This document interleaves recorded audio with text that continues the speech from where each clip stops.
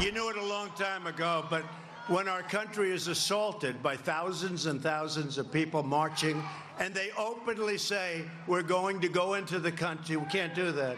We can't do that. Can't allow that.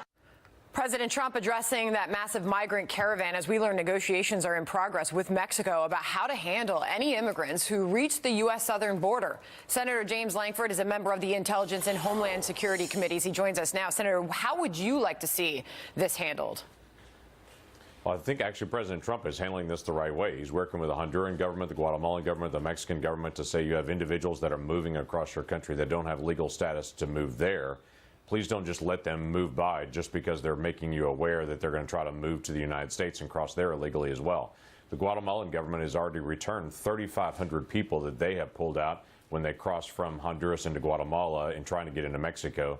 Guatemalans have already returned 3,500 of those folks back to their country. So the Mexican government's helping us. Others are engaging. That's the right way to be able to handle it. But the president has not ruled out the military option. He says this is still on the table, and he will throw all the resources at the border as it is needed. What do you expect to see happen there? And is it still good that the president's putting that on the table? Sure it is. Yeah. What's interesting is I've had some Democratic colleagues say, I can't believe the president would call out the National Guard for this, forgetting that President Obama called out the National Guard during the unaccompanied minors, during that push that happened in 2013 and 14.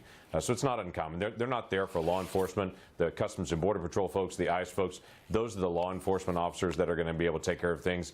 But the National Guard can come in a support role to what's happening in Customs and Border Patrol. It's been done many times before, should be done this time as well, if the need is there. If we could just, Senator, step back and look at this more broadly, and I'll ask you the question: how did we get here? How did this all come to this point?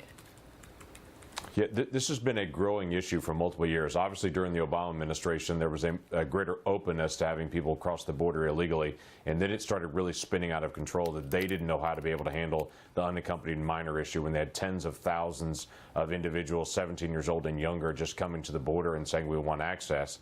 Those individuals were then placed in the homes of people that are here in the country already illegally as sponsors. So they were reconnecting with families here, and that has just caused this rolling chain reaction. Now with so much of the media covering families coming in, if families cross the border they can get access to, it's created a push of individuals to come to our border. If you bring a child, then they have a perception that if I bring a child, I'm a family unit, I'm going to get into the United States for free, basically.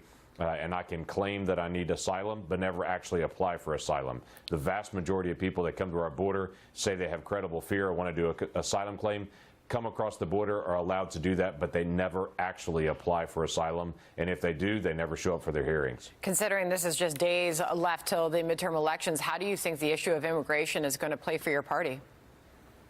You know, I would say it's always hard to be able to tell what the issue of the day will be as people decide, but I don't see a lot of people of either side of the political spectrum that say we should just have open borders. Some of my most liberal colleagues are very open to open borders. They want to abolish ICE.